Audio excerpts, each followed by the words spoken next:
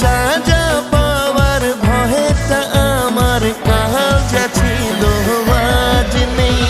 চুরি ছাড়া কাজ নেই, মনে চুরি ছাড়া কাজ নেই।